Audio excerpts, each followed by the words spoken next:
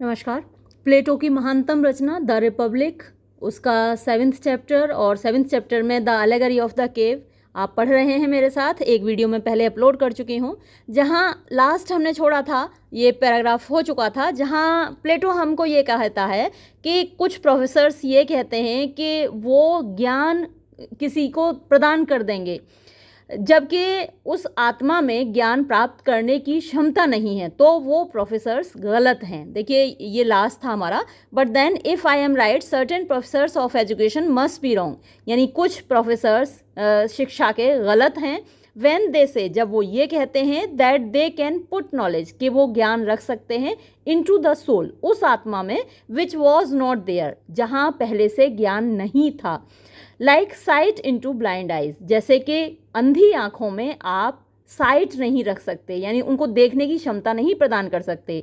सामने जो वस्तु है उसको देखने के लिए रोशनी की ज़रूरत होती है। आपके सामने ये बुक है, इस बुक पर क्योंकि लाइट पड़ रही है इसलिए ये आपको दिखाई दे रही है। अगर लाइट हटा दी जाए तो ये आपको दिखाई नहीं देगी। लेकिन अगर आप ब्लाइंड हैं तो आप इस पर लाइट डालेंगे तो भी कोई फ़र्क नहीं पड़ेगा, क्योंकि आपके पास साइट है ही नहीं। तो वैसे ही अगर आपकी आत्मा के अंदर ज्ञान प्राप्त करने की क्षमता नहीं है तो कोई भी प्रोफेसर आपको ज्ञान नहीं दे सकता। ये प्लेटो का मानना है, ठीक है। और उसमें ग्लूकॉन जवाब देता है प्लेटो को। जैसा कि मैंने पिछले वाले वीडियो में बताया भी था आपको, ये जो डायलॉग है सोक्रेटिस और ग्लूकॉन के बीच में है। सोक्रेटिस बता रहा है, सुना रहा है आपको कि हमारे बीच में क्या बातचीत हुई थी। तो सोक्रेटिस ने ये बुक नहीं लिखी, लिखी है प्लेटो ने, ठीक है। तो ग्लूकॉन ने कहा दे अनडाउटेडली से दिस, ही रिप्लाइड। तो ऐसा लोग निस्संदेह कहते हैं, ये जवाब दिया ग्लूकॉन ने, जो कि गलत है वो जो कहते हैं। आगे बढ़ते हैं। Whereas our argument shows that the power and capacity of learning exists in the soul already. Whereas जबकि our argument, हमारा तर्क, shows दिखाता है that के the power, ताकत, and capacity और क्षमता of learning, सीखने की, exists, अस्तित्व में होती है, in the soul, हमारी आत्मा में ऑलरेडी, पहले से ही। तो सीखने की क्षमता हमारी आत्मा में पहले से मौजूद होती है। मैंने आपको एक एग्जाम्पल भी दिया था कि क्लास में हम एक ही तरीके से पढ़ाते हैं, लेकिन कुछ बच्चे बहुत अच्छे से ग्रेस्प करते हैं, बहुत अच्छे से सीखते हैं, बहुत अच्छे उनके मार्क्स आते हैं, बहुत अच्छा वो परफॉर्म करते हैं। जबकि कुछ बच्चे कुछ भी नहीं सीखते, उनको कोई नॉलेज नहीं होती साहित्य की। तो हम किसको ज्ञान दे सकते हैं? जिसके अंदर जो पात्र है सीखने का, जिसके अंदर क्षमता है सीखने की, जिसके अंदर सीखने की क्षमता है ही नहीं, उसको हम ज्ञान नहीं दे सकते। तो सोल में पहले से ही वो क्षमता, वो कैपेसिटी होती है। And that just as the eye was unable to turn from darkness to light without the whole body, and just as, और ठीक वैसे ही जैसे कि द आई, आंखें, वॉज अनेबल, अक्षम थी, टू टर्न, मुड़ने में, फ्रॉम डार्कनेस, अंधेरे से, टू लाइट, रोशनी की ओर, विदाउट द होल बॉडी, पूरे शरीर के बिना, सो टू, इसी तरीके से, द इंस्ट्रूमेंट ऑफ नॉलेज, ज्ञान का जो इंस्ट्रूमेंट है, can only by the movement of the whole soul, जब आपकी पूरी आत्मा मुड़ेगी, गति करेगी, be turned from the world of becoming into that of being. तो वर्ल्ड ऑफ बिकमिंग, जो ये संसार है जो हमको दिखाई देता है, into the world of being, जो सच्चा संसार है, जो सच्ची दुनिया है, जो विचारों की दुनिया है, जो आइडियाज़ की दुनिया है, जो सत्य की दुनिया है, वो वर्ल्ड ऑफ बीइंग है।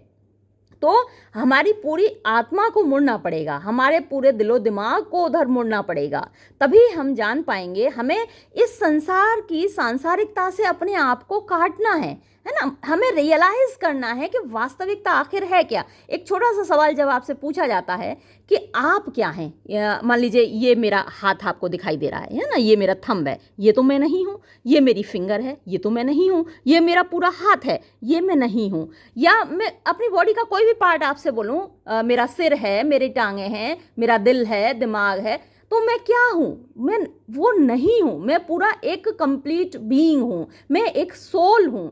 तो पूरा ही उधर मुड़ना पड़ेगा, आपके पूरे अस्तित्व को उधर मुड़ना पड़ेगा, तब आपको समझ में आएगा कि आप वास्तव में क्या हैं, है ना।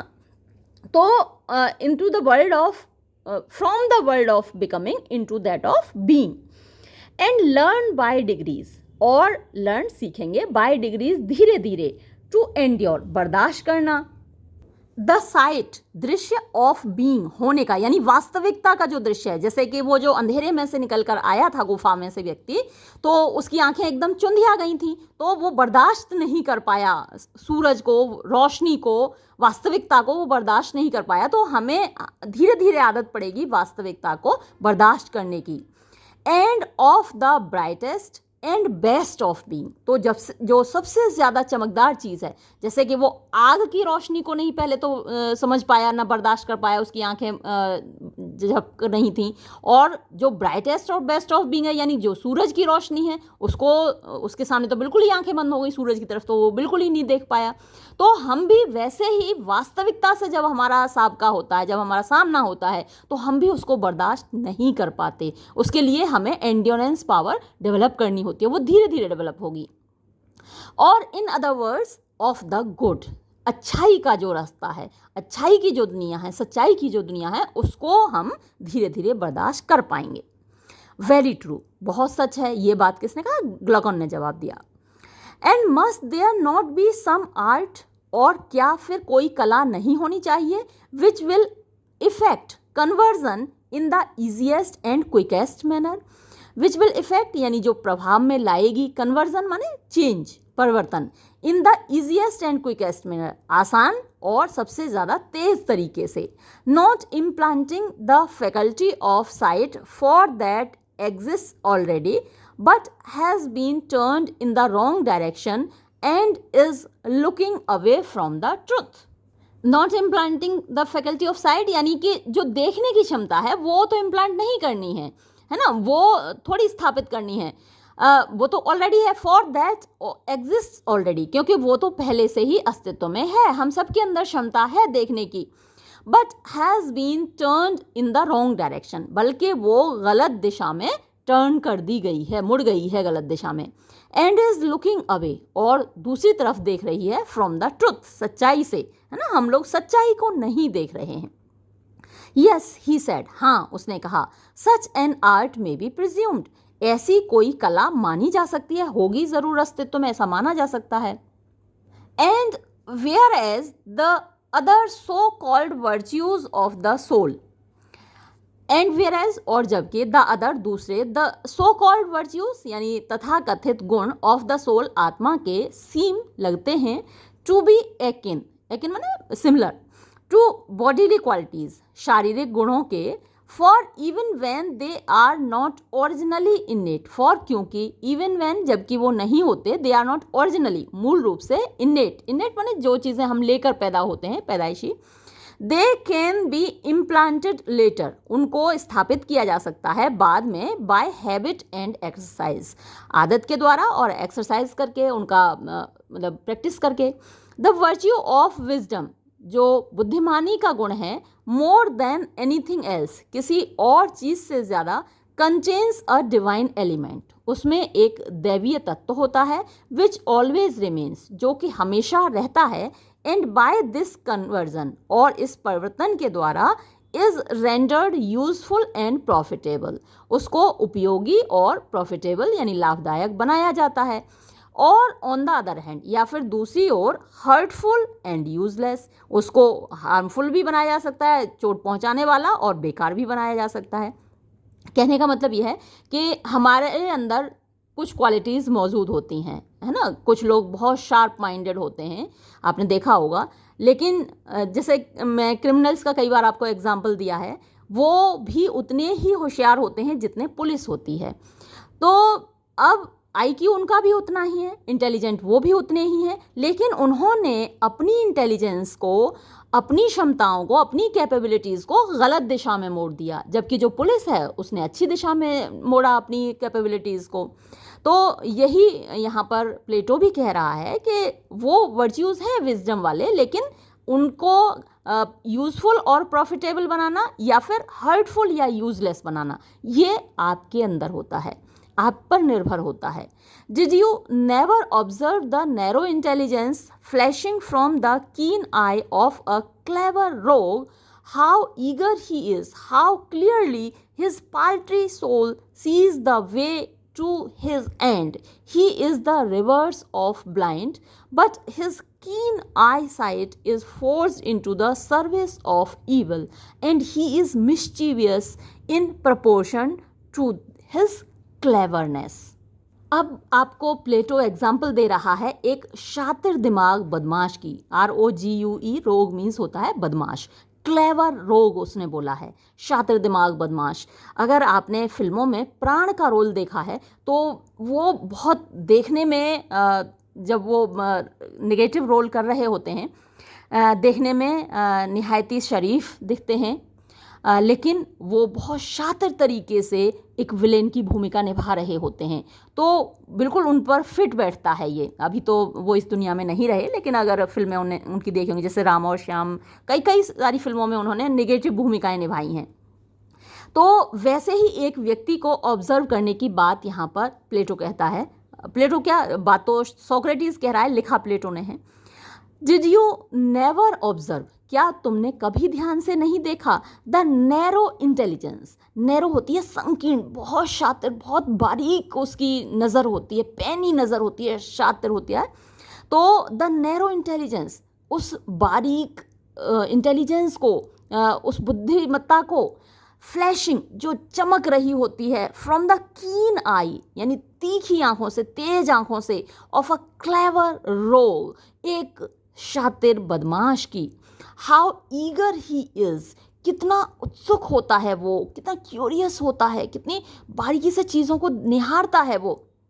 हाउ क्लियरली, कितने साफ तरीके से, स्पष्ट तरीके से, हिज पाल्ट्री सोल, पाल्ट्री होते हैं तुच्छ, नीच, निकृष्ट कोटि की, उसकी आत्मा सीज, झांक रही होती है, the way to his end यानी उसका जो पर्पस होता है उस तरफ वो देख रहा होता है, यानी अपने जो नीच ख्यालात उसके होते हैं, नीच इरादे उसके होते हैं, शातिर इरादे उसके होते हैं, वो कितनी बारीकी से उस तरफ बढ़ता है, अपने एंड की तरफ, अपने पर्पस की तरफ, अपने टारगेट की तरफ।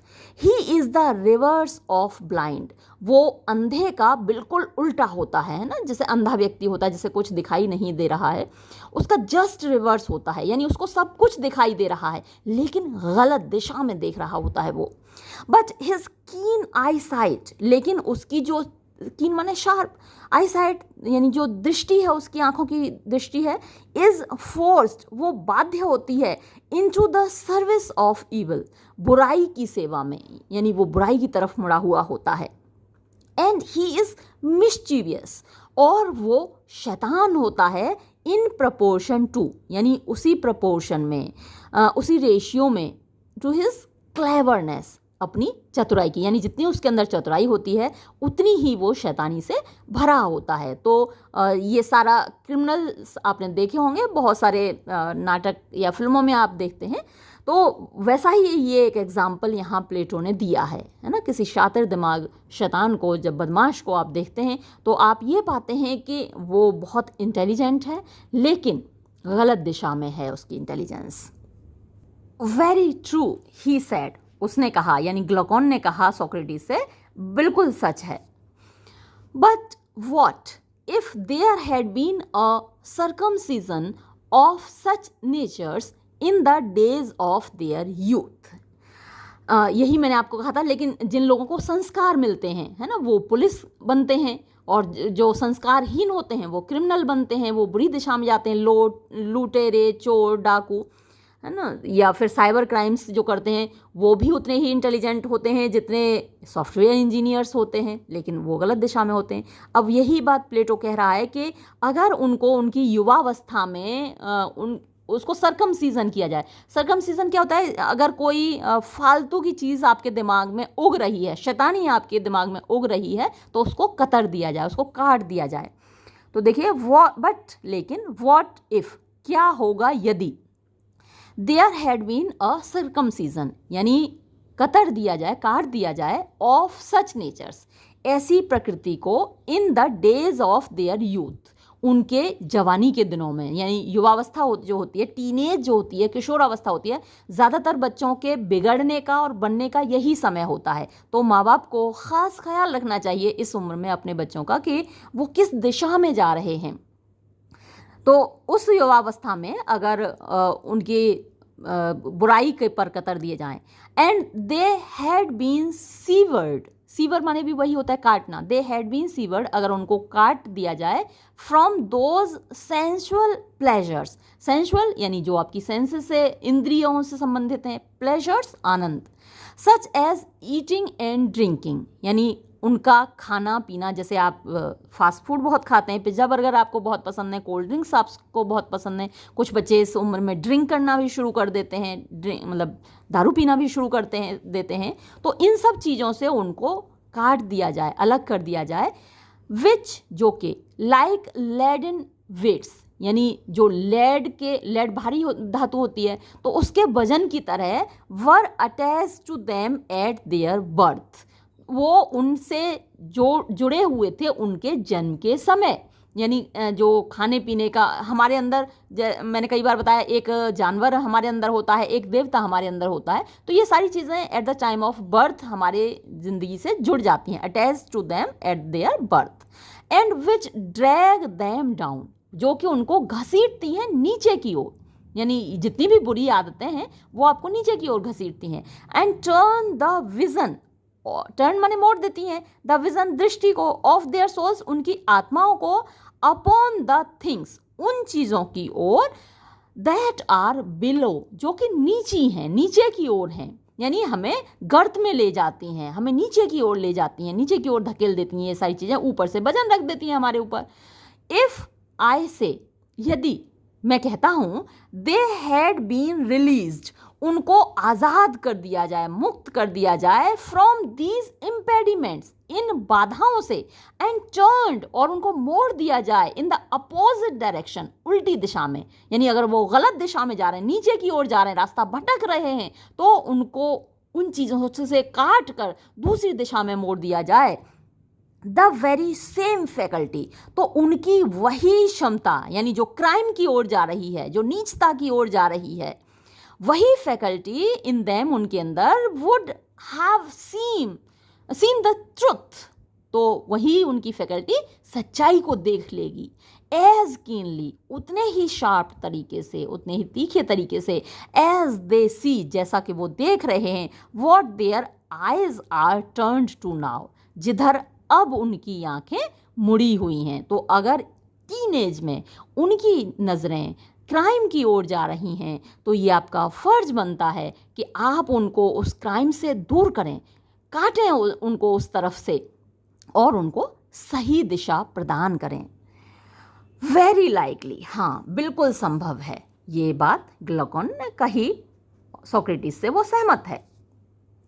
यस आई सेड, हाँ मैंने कहा, यानी सोक्रेटिस ने कहा।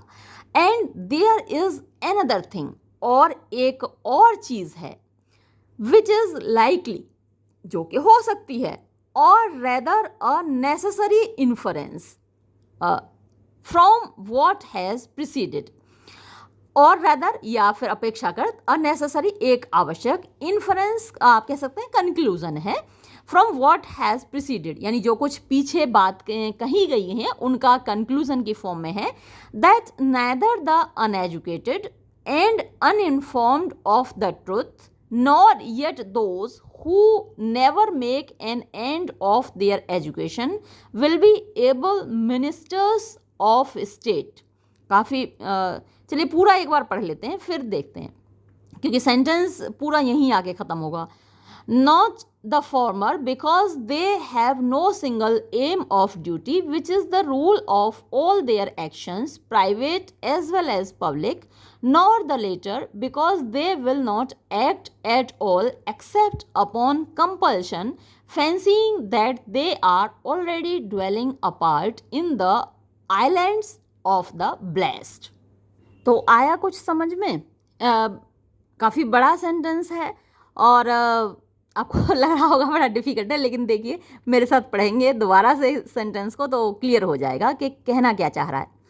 वो ये कह रहा है कि जो कुछ ऊपर कहा गया है, चलिए पहले एक एक करके एक एक वर्ड का मीनिंग देख लीजिए, फिर आपको मैं पूरे का एक जिस्ट समझाऊंगी तब समझ में आएगा। Yes I said and there is another thing which is likely, तो मैंने कहा कि एक और बात है विच इज़ लाइकली, जो कि हो सकती है, जो कि संभव है, और रेदर अ नेसेसरी इन्फरेंस, या फिर एक आवश्यक कंक्लूजन है, निष्कर्ष है, फ्रॉम व्हाट हैज़ प्रीसीडेड, जो कुछ पहले आ चुका है, कहा जा चुका है, उसका आवश्यक निष्कर्ष है। दैट के नेदर द अनएजुकेटेड, के ना तो अशिक्षित, एंड अनइन्फॉर्म्ड, और जिनको कोई ज्ञान नहीं है, ऑफ द ट्रुथ, सत्य का, और दूसरी ओर नॉर, ना ही, येट दोज, वो लोग, who never make an and, जो कभी ख़त्म नहीं करते, ऑफ देयर एजुकेशन, अपनी शिक्षा को, यानी हमेशा ही ज्ञान प्राप्ति की ओर अग्रसर रहते हैं, हमेशा पढ़ते रहते हैं, हमेशा सत्य की खोज में रहते हैं, वो भी दोनों में से कोई नहीं, यानी जो अनएजुकेटेड हैं और अनइन्फॉर्म्ड हैं, और दूसरी तरफ वो लोग हैं जो हमेशा ज्ञान की खोज में रहते हैं, तो उन दोनों में से कोई भी नहीं होगा। क्या नहीं होगा? नेदर और नॉर आ गया ना, दोनों में से कोई नहीं। विल बी होगा able ministers of state, able माने सक्षम, मिनिस्टर्स मंत्री, ऑफ स्टेट माने राज्य के, यानी उन दोनों में से कोई भी सही रूलर नहीं होगा, शासक नहीं होगा राष्ट्र का। क्यों नहीं होंगे? दोनों के रीज़न उन्होंने बताए। नॉट द फॉर्मर, फॉर्मर पहले वाले, तो पहले वाले कौन हैं यहाँ पर? ये जो अनएजुकेटेड और अनइन्फॉर्म्ड हैं, यानी अज्ञानी। तो पहले वाले क्यों नहीं होंगे? बिकॉज, क्योंकि they have no single aim of duty, उनका तो ड्यूटी, कर्तव्य को लेकर कोई लक्ष्य ही नहीं होता, यानी कर्तव्य पालन का कोई लक्ष्य ही नहीं। तो जो अनएजुकेटेड है, अज्ञानी है ना, उसका तो कर्तव्य पालन का कोई लक्ष्य है ही नहीं। Which is the rule of their actions, यानी जो नियम बने उनके क्रियाकलापों का। जिन्होंने कभी शिक्षा प्राप्त करने की कोशिश नहीं की, ज्ञान प्राप्त करने की कोशिश नहीं की, तो वो अपने क्रियाकलापों को कहाँ से उनके लिए नियम बनाएंगे, रूल बनाएंगे कि हमें ये करना है? ड्यूटी के प्रति वो कहाँ सजग होंगे?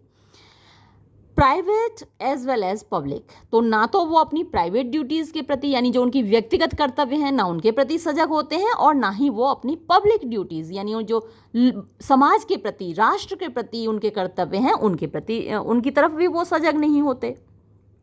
और दूसरे वाले, नॉर द लेटर, बाद वाले, तो बाद वाले कौन है? ऊपर उसने दूसरे लोग बताए ना कि who never make an end of their education, तो जो लेटर वाले हैं, बाद वाले, वो क्यों नहीं होंगे मिनिस्टर्स ऑफ स्टेट?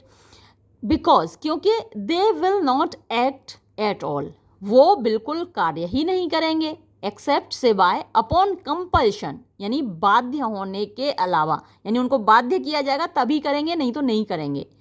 फैंसिंग, ये कल्पना करके, दैट कि दे आर ऑलरेडी, कि वो तो पहले ही, ड्वेलिंग माने रह रहे हैं, अपार्ट माने अलग, इन द आइलैंड, द्वीप में, ऑफ द ब्लेस्ड, यानी जो दिव्य लोग हैं, ब्लेसड हैं, जिन पर ईश्वर की कृपा है, जो कि इस दुनिया से अलग एक ऊपर की दुनिया में, ब्लेसड दुनिया में चले गए, तो वो तो पहले से ही उसमें रह रहे हैं, तो उनको कुछ करने की ज़रूरत नहीं है। यानी दोनों ही अच्छे शासक नहीं बनेंगे, जो अज्ञानी हैं और जो ज्ञानी हैं।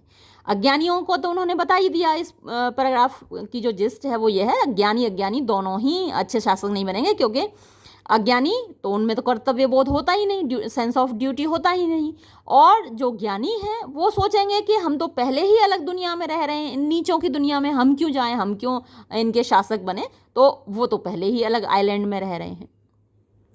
तो ग्लूकॉन कहता है वेरी ट्रू, ही रिप्लाइड, हाँ, उसने जवाब दिया कि हाँ, ये बात तो बिल्कुल सच है भाई, वो भी नहीं बने करेंगे और वो भी अच्छे शासक नहीं बनेंगे, फिर क्या किया जाए?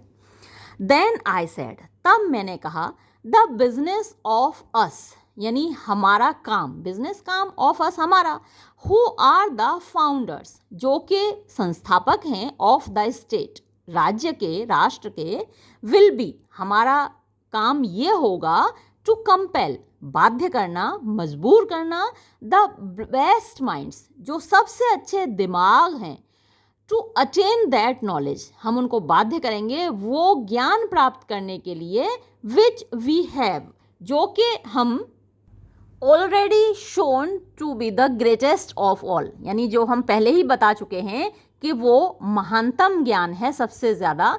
दे must continue to ascend until they arrive at the good, they must continue, उनको जारी रखना होगा, टू असेंड यानी ऊपर की ओर चढ़ना, यानी सच्चाई की ओर बढ़ना, अनटिल जब तक कि ना दे अराइव, जब तक कि वो पहुंच ना जाएं एट द गुड, अच्छाई के रास्ते पर, जब तक वो अच्छाई को प्राप्त ना कर लें।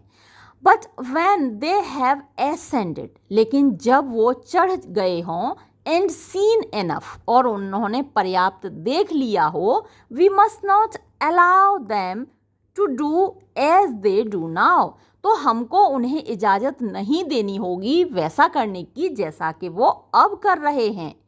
What do you mean?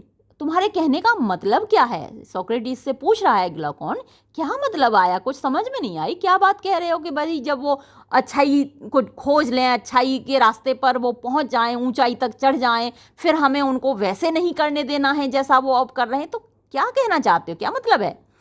तो सोक्रेटिस जवाब देता है, I mean that they remain in the upper world, मेरा कहने का मतलब ये है कि वो ऊपर के संसार में रहें, but this must not be allowed, लेकिन ये उनको इजाज़त नहीं मिलनी चाहिए।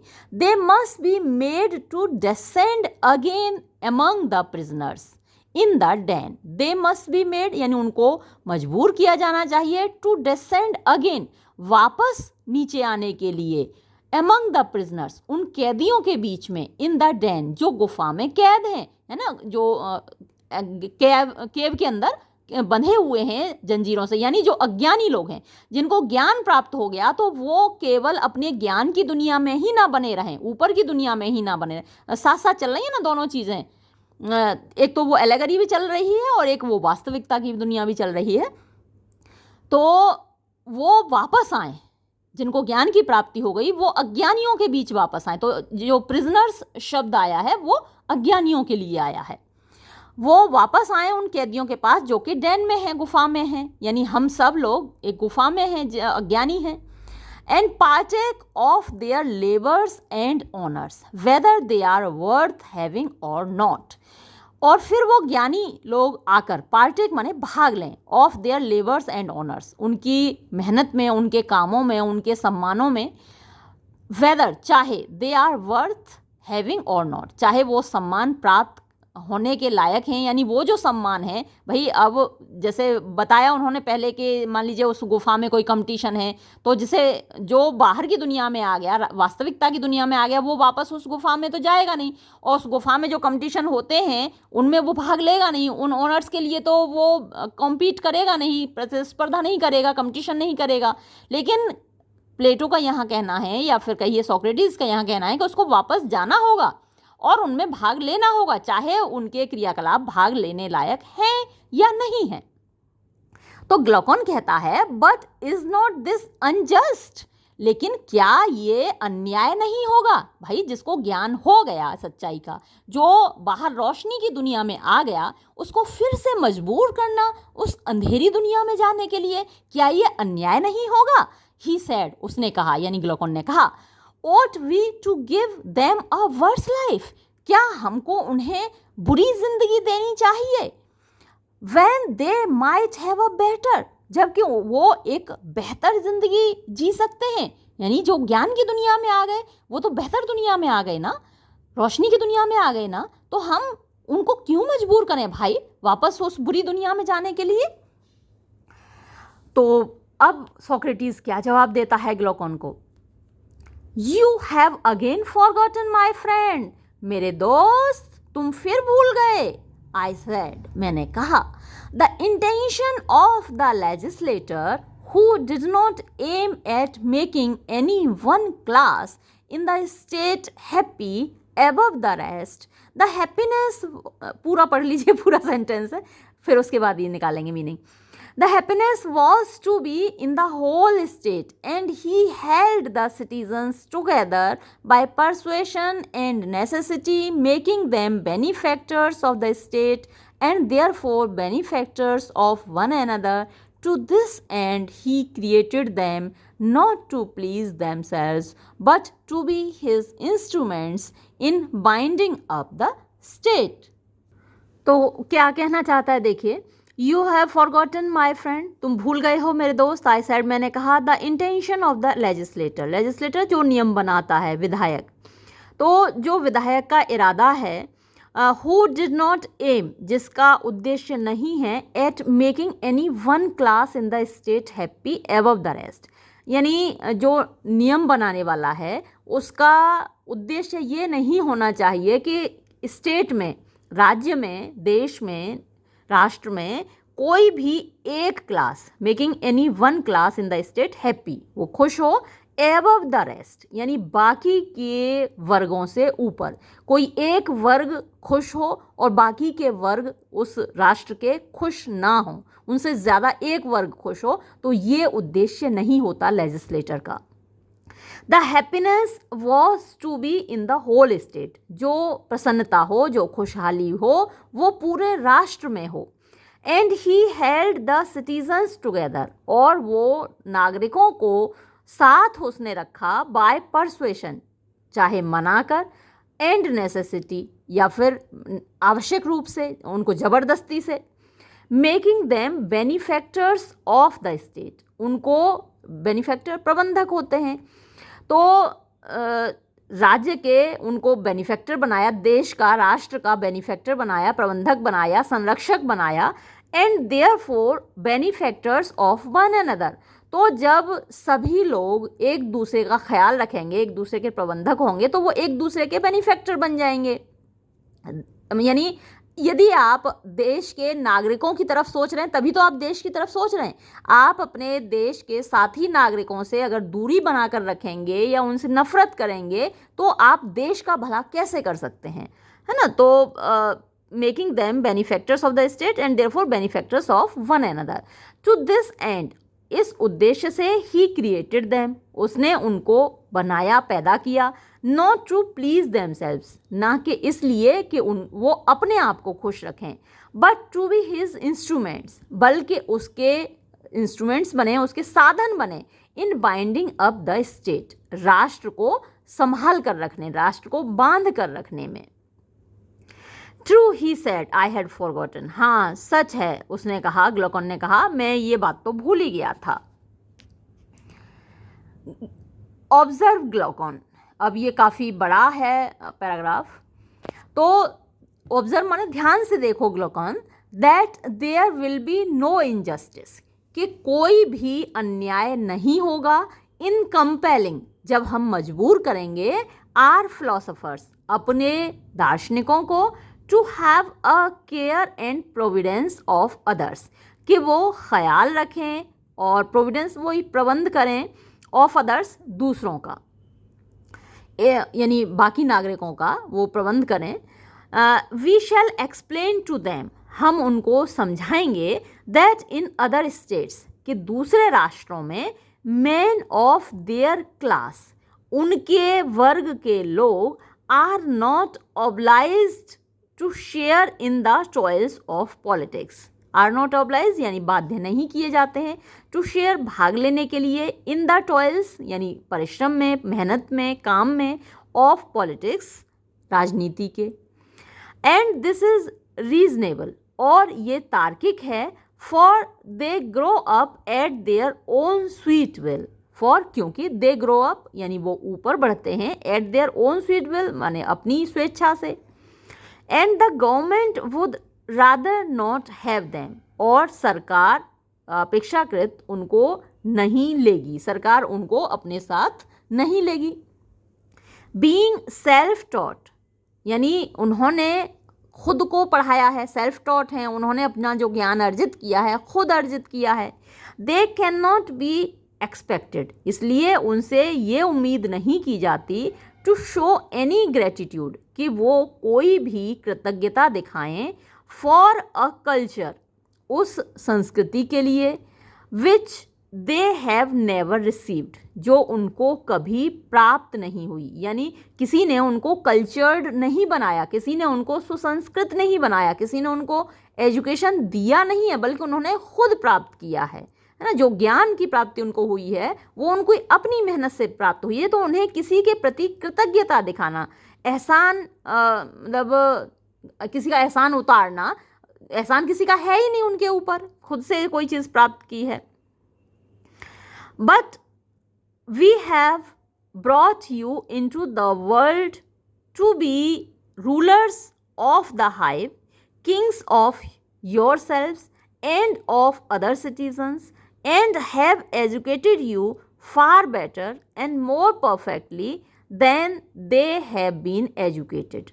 तो अब वो ये कह रहा है कि भाई दूसरे राष्ट्रों में, दूसरे देशों में लोग फिलोसोफर्स को बाध्य नहीं करते राजनीति में भाग लेने के लिए, क्योंकि राज्य ने उनकी पढ़ाई लिखाई में कोई योगदान नहीं दिया है, उनको शिक्षा प्राप्त नहीं कराई है। लेकिन हम ये व्यवस्था करेंगे और हम उनसे कहेंगे कि हमने तुमको ये ज्ञान प्रदान किया है, but we have brought you into the world, लेकिन हम तुमको लेकर आए हैं एक ऐसे संसार में, to be the rulers of the hive, कि तुम्हें, हाइव वो मधुमक्खियों का छत्ता होता है, यानी तुम्हें, यहाँ मधुमक्खियों के छत्ते से मतलब है आम जनता, तुम्हें आम जनता का शासक बनना है, इसके लिए हमने तुम्हें ट्रेनिंग दी है। Kings of yourselves and other citizens, तुम्हें राजा बनना है अपने आप का और दूसरे नागरिकों का।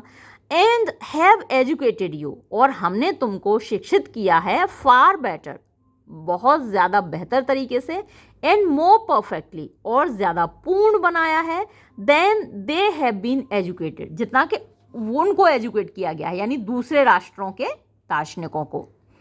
And you are better able to share in the double duty, और तुम लोग ज़्यादा सक्षम हो इस दोहरे काम को करने में, यानी अपने ऊपर भी रूल करना और जनता के ऊपर भी रूल करना, दोनों काम तुम कर सकते हो। वेयरफॉर ईच ऑफ यू, वेयरफॉर इसलिए, ईच ऑफ यू तुम में से प्रत्येक, व्हेन हिज टर्न कम्स, जब उसकी बारी आए, मस्ट गो डाउन, तो उसको नीचे जाना होगा, to the general underground abode, वो जो सामान्य जमीन के नीचे एबोर्ड है, एबोर्ड माने निवास स्थान है, रहने की जगह है, ड्वेलिंग प्लेस है, घर है, यानी जहाँ आम लोग रह रहे हैं वहाँ तुमको जाना होगा। And get the habit of seeing in the dark, और अंधेरे में देखने की आदत डालनी होगी, यानी वो जो केव वाली एलेगरी साथ साथ चल रही है, तो यहाँ शासक तैयार किए जाएंगे, रूलर्स तैयार किए जाएंगे, उनको स्पेशली ट्रेनिंग दी जाएगी। कई बार क्वेश्चन आता है, यहाँ शायद आ गया है कि रिपब्लिक में ये दर्शाया गया है कि प्लेटो डेमोक्रेसी के खिलाफ है। प्लेटो ये नहीं चाहता कि किसी को भी चुन दिया जाए, इलेक्शन के माध्यम से किसी को भी चुन लिया जाए और वो फिर शासन करे देश पर। उसका कहना है कि स्पेशली जो ट्रेंड हैं, जो फिलोसोफर्स हैं, वो रूल करेंगे, है ना। तो यही बात वो कह रहा है कि तुमको हमने इस दुनिया से ऊपर उठाया, एजुकेट किया, ट्रेनिंग दी इस बात की, अब तुम्हारा काम है कि तुम वापस उस गुफा में जाओ, मतलब आम लोगों के बीच जाओ, आम जनता के बीच जाओ और उनके बीच रहने की आदत डालो। And get the habit of seeing in the dark, अंधेरे में देखने की आदत डालो। When you have acquired the habit, जब तुमको आदत पड़ जाए, you will see 10,000 times better, तो तुम 10,000 गुना बेहतर देख पाओगे than the inhabitants of the den, उस गुफा के जो इनहेबिटेंट्स हैं, जो वहाँ पर रह रहे हैं, यानी आम जनता से 10 गुना बेहतर तुम देख पाओगे। And you will know, और तुम जानोगे what the several images are, कि वो जो इमेजेस दीवार पर दिखाई दे रही हैं अलग अलग, वो हैं क्या, परछाइयाँ वो क्या हैं। एंड what they represent, और वह किसका प्रतिनिधित्व कर रही हैं। because you have seen, क्योंकि तुम देख चुके हो, the beautiful, खूबसूरत को, and just, और न्याय संगत को, and good, और अच्छाई को, इन देयर ट्रुथ, जो उनकी सच्चाई में निहित है। यानी तुम बाहरी दुनिया में आ चुके हो, तुम सच्चाई जान चुके हो, तुमको ज्ञान हो चुका है, तो बाकी अज्ञानियों के बीच जाओ और तुम उनसे बेहतर समझ पाओगे कि वास्तविकता क्या है, इसलिए उन पर अच्छे से रूल कर पाओगे। एंड दस, और इस प्रकार, आर स्टेट, हमारा देश, हमारा राज्य, हमारा राष्ट्र, विच इज ऑल्सो योर्स, जो कि तुम्हारा भी है, विल बी अ रियलिटी, वो एक सत्य होगा, वो एक वास्तविकता होगा। And not a dream only, और न कि केवल एक सपना। एंड विल बी एडमिनिस्ट्रेड, और उसका प्रशासन किया जाएगा in a spirit unlike that of the other state. In a spirit उस भावना से, अनलाइक जो कि अलग होगी, दैट ऑफ अदर स्टेट्स दूसरे राष्ट्रों की भावना से, यानी दूसरे राष्ट्रों के जो शासक होंगे उनसे हमारे शासक अलग होंगे। इन विच जिनमें के, यानी दूसरे राष्ट्रों में, दूसरे देशों में, मेन फाइट लोग लड़ते हैं, झगड़ते हैं, विद वन अनदर एक दूसरे से, अबाउट शेडोज ओनली केवल परछाइयों के बारे में लड़ाई करते हैं कि ये परछाई सच्ची कि वो परछाई सच्ची, and are distracted in the struggle of power, और डिस्ट्रैक्टेड रहते हैं यानी उनका ध्यान भटका रहता है, in the struggle for power यानी ताकत के झगड़े में, है ना। सभी रूल करना चाहते हैं, सभी सत्ता हथियाना चाहते हैं। जैसे आप देखते ही हैं अपने देश में, उस पार्टी को भी जीतना है, इस पार्टी को भी जीतना है, इसको भी प्रधानमंत्री बनना है, उसको भी मुख्यमंत्री बनना है। तो ये स्ट्रगल फॉर पावर है। Which in their eyes is a great good, और उनकी नज़रों में ये तो बहुत बड़ी अच्छाई है, यानी सत्ता को हासिल करना वो सबसे बड़ी जीत है, सबसे बड़ी कामयाबी है, सबसे बड़ी अच्छाई है।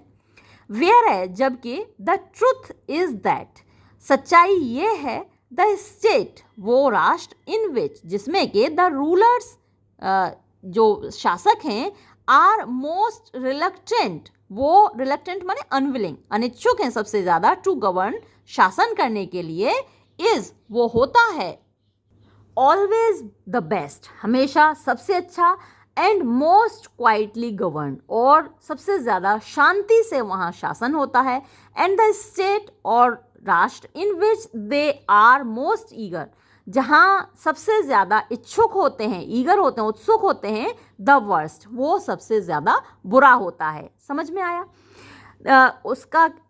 इस पूरे लंबे से पैराग्राफ का कहने का मतलब ये है कि जो ज्ञानी लोग होंगे, जो दार्शनिक लोग होंगे, उनको बाध्य किया जाएगा कि भाई आपको ही राज करना है, इस देश पर आपको शासन करना है। अब दार्शनिक लोग सत्ता के भूखे नहीं होते, वो पैसे के भूखे नहीं होते, धन के भूखे नहीं होते, तो वो सबसे ज़्यादा न्याय संगत राजा होंगे, क्योंकि उनको कोई इच्छा ही नहीं है राजा बनने की, उन्हीं को बाध्य किया जाएगा। दूसरी तरफ जहाँ लोग सत्ता के भूखे हैं, वो जब राज्य करते हैं तो वो राष्ट्र कैसा होता है? द वर्स्ट होता है, क्योंकि सबसे पहले तो वो अपनी तिजोरियां भरते हैं। जैसे कि हम देखते ही हैं अपने अपने देशों में कि हर आदमी जो सत्तासीन होता है वो पहले अपनी तिजोरियां भरता है ना। अपने घर वालों का सबके बेनामी खाते होते हैं, ज़मीनों पर कब्जे होते हैं, स्विस बैंकों में खाते होते हैं, यहाँ की बैंकें कम पड़ जाती हैं उनके लिए, तो वो द वर्स्ट हो जाता है वहाँ पर शासन। तो कैसे लोगों को राजा बनाना है? जो अनविलिंग हैं राजा बनने के लिए, जिनको ज्ञान है, जो जानते हैं कि ये जो पैसा है, रुपया है, ये मीनिंगलेस है, तो उन लोगों को राजा बनाना है। क्लियर हो गया होगा मेरे हिसाब से। आगे बढ़ते हैं। क्वाइट ट्रू, बिल्कुल सच है, ही रिप्लाइड, उसने जवाब दिया, यानी ग्लूकॉन ने जवाब दिया।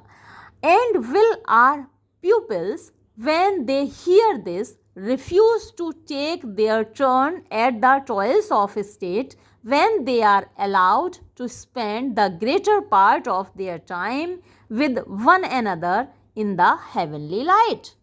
तो क्या कहता है सोक्रेटिस कि हमारे जो प्यूपिल्स हैं, जो हमारे शिष्य हैं, है ना, शागिर्द हैं हमारे, when they hear this, जब वो इस बात को सुनेंगे, तो ये बताओ, will they refuse to take their turn, तो क्या वो इनकार कर देंगे अपनी बारी आने पर, at the toils of state, यानी राष्ट्र के जो टॉयल्स हैं, यानी जो राष्ट्र के प्रति काम है, परिश्रम है, राष्ट्र की भलाई के लिए शासन करने का जो काम है, क्या उससे इनकार कर देंगे? when, जबकि they are allowed, उनको इजाज़त दी जाएगी, to spend, बिताने की, the greater part of their time, ज़्यादातर समय उनका, with one another, एक दूसरे के साथ, in the heavenly light, दैवीय रोशनी में, यानी जब उनको ज्ञान की दुनिया में, रोशनी की दुनिया में काफ़ी समय गुजारने दिया जाएगा, जब उनको ज्ञान करा दिया जाएगा, उसके बाद उनसे जब कहा जाएगा कि भाई अब तुम राष्ट्र के प्रति अपने कर्तव्यों का निर्वाह करो, अपनी ड्यूटीज़ अपने देश के प्रति पूरी करो, तो क्या वो उन ड्यूटीज़ को करने से इनकार कर देंगे? तो ग्लॉकन क्या जवाब देता है? इम्पॉसिबल, असंभव। ही आंसर्ड, उसने जवाब दिया, for they are just men, क्योंकि वो न्याय संगत लोग हैं, न्यायप्रिय लोग हैं। एंड द कमांड्स, और आदेश, which we impose upon them, जो हम उन पर थोपेंगे, उनको देंगे जो हम आदेश, आर जस्ट, वो भी न्याय संगत होंगे। There can be no doubt, इसमें कोई शक नहीं है, दैट के एवरी वन ऑफ देम, उनमें से हर कोई, विल टेक ऑफिस, अपना काम संभालेगा, एज अ स्टर्न नेसेसिटी, एक कठोर आवश्यकता के तौर पर, यानी वो ये मान के चलेगा कि ये आवश्यकता है, ये उसका परम कर्तव्य है, ये मानकर वो अपना काम करेगा।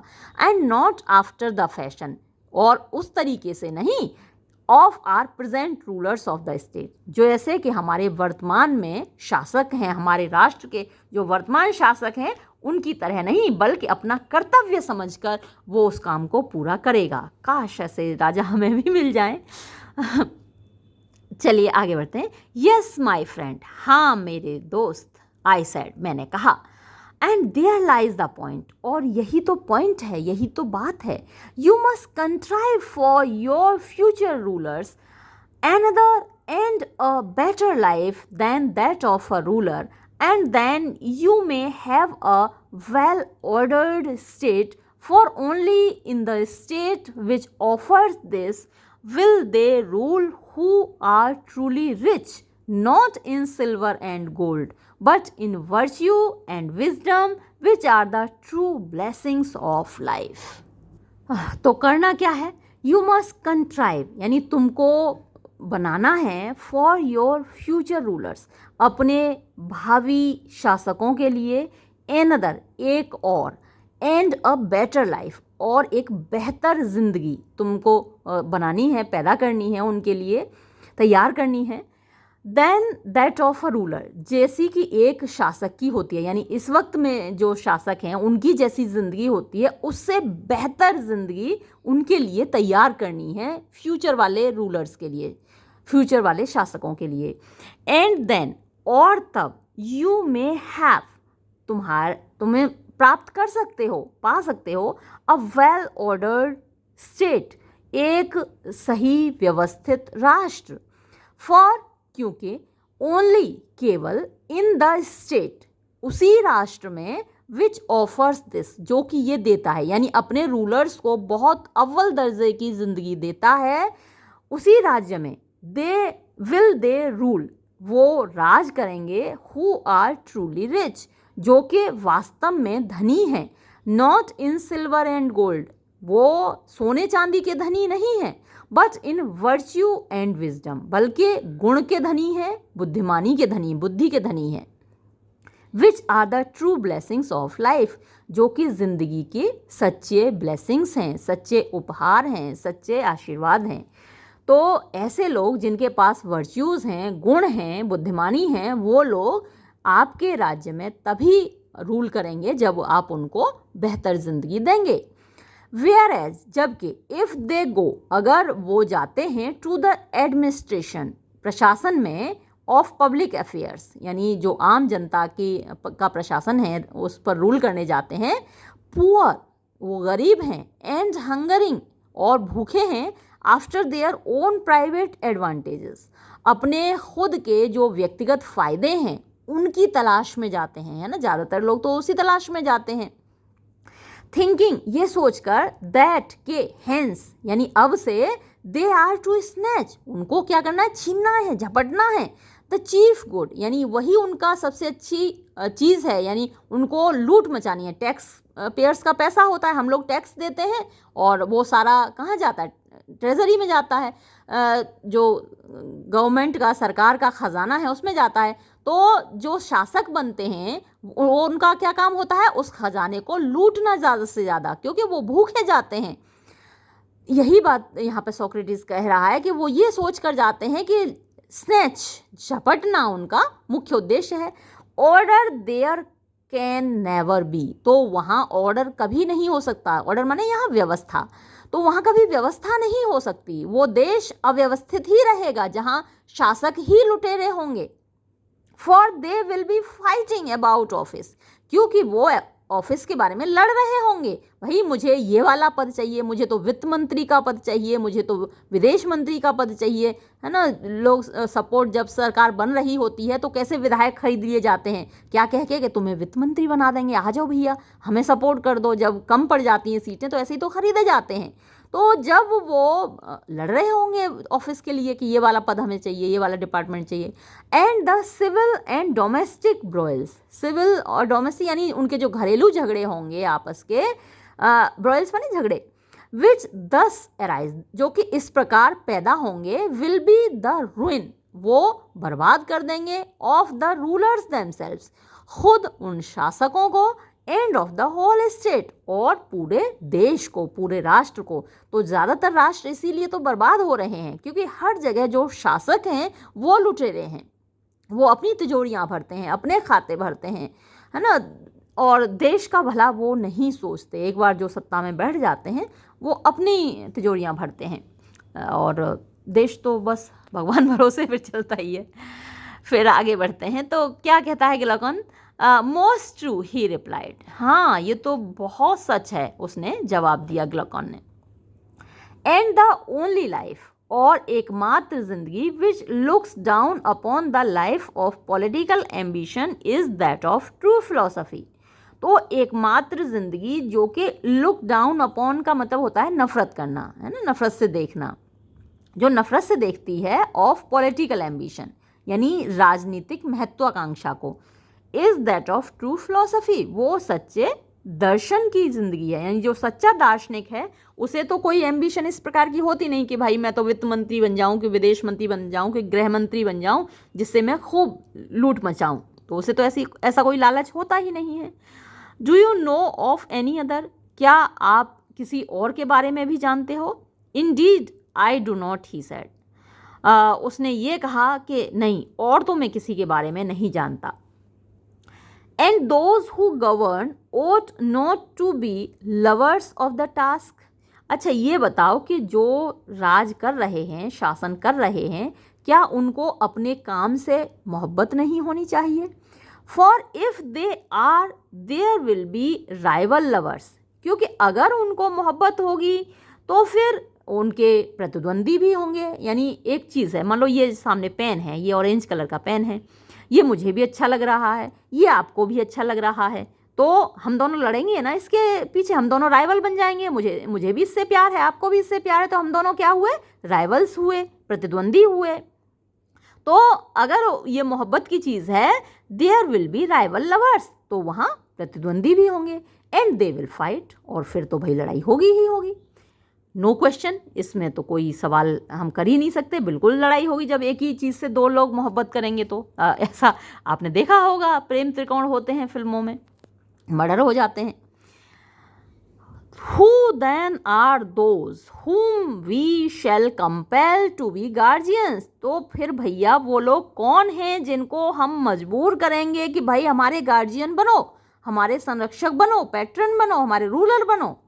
Surely they will be the men, पक्की बात ये है कि वो व्यक्ति वो होंगे who are wisest, जो सबसे ज़्यादा बुद्धिमान होंगे, about affairs of the state, राष्ट्र के मामलों के बारे में, and by whom the state is best administered, और जिनके द्वारा राष्ट्र का सबसे अच्छा प्रशासन किया जाएगा, and who at the same time, और साथ ही जो लोग have other honors and another a better life than that of the politics, जिनके और ज़्यादा सम्मान प्राप्त होगा, उनके पास और बेहतर ज़िंदगी होगी, पॉलिटिक्स से भी बेहतर, यानी राजनीति से ऊपर उनकी एक अपनी लाइफ होगी, वो लोग ही अच्छे शासक बनेंगे। They are the men, I will choose them, he replied, हाँ सही कह रहे हो, वही लोग होंगे, मैं भी उन्हीं को चुनूंगा, और ये जवाब ग्लूकॉन ने दिया। And now shall we consider in what way such guardians will be produced, अच्छा तो अब क्या हम इस बात पर विचार कर लें कि किस तरीके से ये संरक्षक पैदा किए जाएंगे। And how they are to be brought from darkness to light, और किस तरीके से हमें उनको अंधेरे से रोशनी की ओर लेकर आना है. As some are said to have ascended from the world below to the gods, जैसा कि कुछ लोगों के बारे में कहा जाता है कि जो वो नीचे की दुनिया से देवताओं की दुनिया में पहुंच जाते हैं. कुछ लोग ऐसे होते हैं जो कि हम नीच लोगों की दुनिया से ऊपर देवताओं की दुनिया में पहुंच जाते हैं, इतने श्रेष्ठ बन जाते हैं हम लोगों से, है ना, उनको ऐसे ज्ञान की प्राप्ति हो जाती है. बाय ऑल मीन्स, बिल्कुल हर तरीके से, ही रिप्लाइड, उसने जवाब दिया. The process I said is not the turning over of an oyster shell, तो जो प्रक्रिया होगी वो उस तरीके की नहीं होगी. द प्रोसेस, प्रक्रिया, आई सेड, मैंने कहा, इज नॉट, नहीं है, द टर्निंग ओवर यानी पलटने की, of an oyster shell. Oyster जो होता है, आप उसको घोंघा कह सकते हैं, सीप कह सकते हैं, तो उसका कवर होता है ऊपर का शेल, तो उसको फेंक के गेम खेला जाता है. लोग दौड़ते हैं कि सफ़ेद वाला ऊपर की ओर आएगा या काला वाला पार्ट नीचे की ओर आएगा, तो वो एक गेम होता है. तो उसमें क्या है, इन एल्यूजन, तो मैं इस यहाँ एल्यूजन दे रहा हूँ, रेफरेंस दे रहा हूँ टू अ गेम, एक खेल की, इन विच, जिसमें कि टू पार्टीज फ्लैट, दो लोग दौड़ते हैं, और परस्यूट, पीछा करते हैं, according as an oyster shell, जैसे कि एक ऑयस्टर शेल फेंका जाता है, सीप फेंकी जाती है, which was thrown into the air, हवा में, फेल विद द डार्क और लाइट साइड, यानी या उसकी काली साइड नीचे आएगी या गोरी साइड नीचे आएगी, इस बात पर शर्त लगी होती है. अपर मोस्ट, ऊपर की ओर आएगी. But the turning round of a soul passing from a day which is little better than night to the true day of being, that is the ascent from below, which we affirm to be true philosophy. बल्कि यहाँ क्या है, but the turning round, हमें क्या करना है, यहाँ घुमाना है, ऑफ अ सोल, एक आत्मा को, पासिंग, जो गुजर रही है, फ्रॉम अ डे, एक दिन से, which is little better than night, जो कि रात से कोई ज़्यादा बेहतर नहीं है, to the true day of being, हमें उस ओर ले जाना है जो कि सच्चा दिन है, ऑफ बीइंग, होने का, अस्तित्व का, दैट इज़, जो कि है, द एसेंट, यानी ऊपर चढ़ना, चढ़ाई, फ्रॉम बिलो, नीचे से ऊपर की ओर, विच वी एफर्म, जो कि हम कहते हैं टू बी ट्रू फिलॉसफी, वो सच्चा दर्शन है. तो यहाँ हमें कोई ये गुड्डे गुड़ियों का खेल नहीं खेल रहे हैं, यानी छोटा मोटा खेल नहीं खेल रहे हैं. यहाँ हमें एक आत्मा को ऊंचा उठाना है, ऊपर उठाना है. क्वाइट सो, हाँ बिल्कुल वैसा ही. And should we not inquire what sort of knowledge has the power of effecting such a change, और भाई अब क्या हमें ये नहीं यहाँ पूछना चाहिए कि किस प्रकार की नॉलेज है जिसके अंदर ये ताकत होती है जो ऐसा परिवर्तन ला सके. सर्टेनली, हाँ ये बात तो बिल्कुल पूछनी चाहिए कि भाई किस प्रकार का ज्ञान है जो ऐसा परिवर्तन ला सकता है. what sort of knowledge is there which would draw the soul from becoming to being, यानी वो कौन सा ज्ञान है, किस प्रकार का ज्ञान है जो हमारी आत्मा को बिकमिंग से बीइंग की ओर ले जाएगा, यानी जो हम हैं, जो हमें दिख रहा है इस दुनिया से, उससे वास्तविकता की दुनिया की ओर ले जाएगा, आइडियाज़ की दुनिया की ओर ले जाएगा.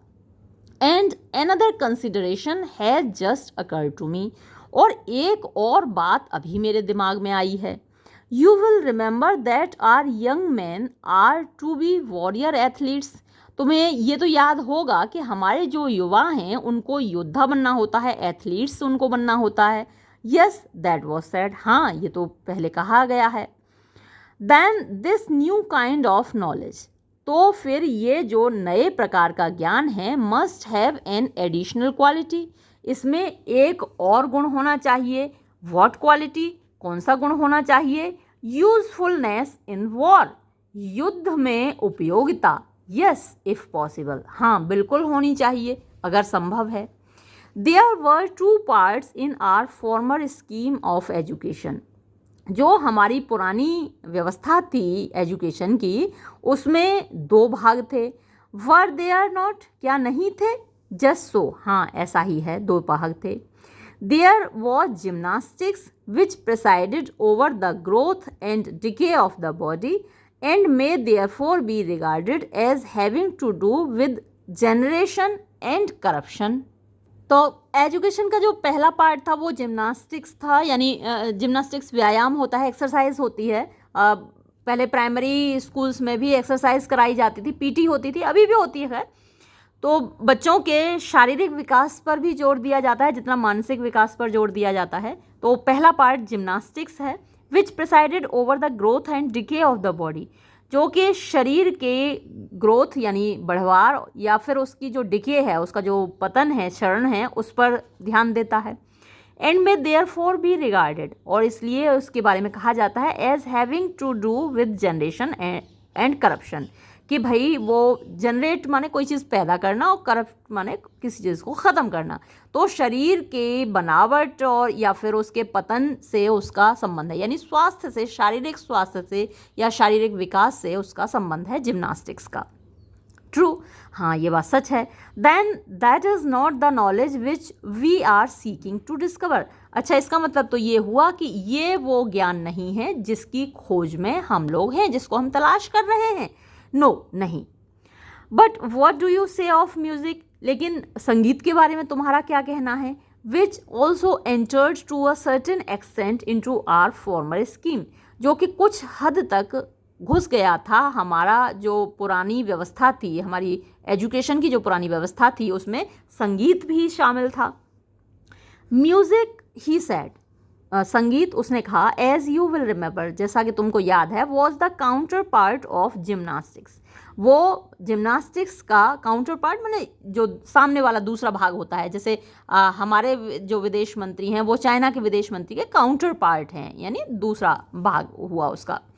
And trend the guardians by the influences of habit, और ट्रेंड यानी उसकी ट्रेनिंग दी जाती थी द गार्जियंस, संरक्षकों को, by the influence of habit यानी उनकी आदत के प्रभाव के अनुसार, by harmony making them harmonious.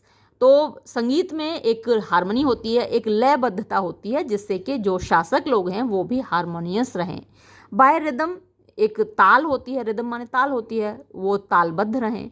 But not giving them science, लेकिन संगीत उनको विज्ञान नहीं प्रदान करता, वैज्ञानिक दृष्टिकोण उनके अंदर नहीं पैदा करता। एंड द वर्ड्स, और जो शब्द होते हैं संगीत के, कविताओं के, गीतों के, वेदर फेबुलस, चाहे वो काल्पनिक हों, और पॉसिबली ट्रू, या फिर संभवतः सच हों, had kindred elements of rhythm and harmony in them. तो उन गीतों ने, उन कविताओं ने उनके अंदर रिदम यानी तालबद्धता और हारमोनी यानी लयबद्धता का तत्व उनके अंदर पैदा किया।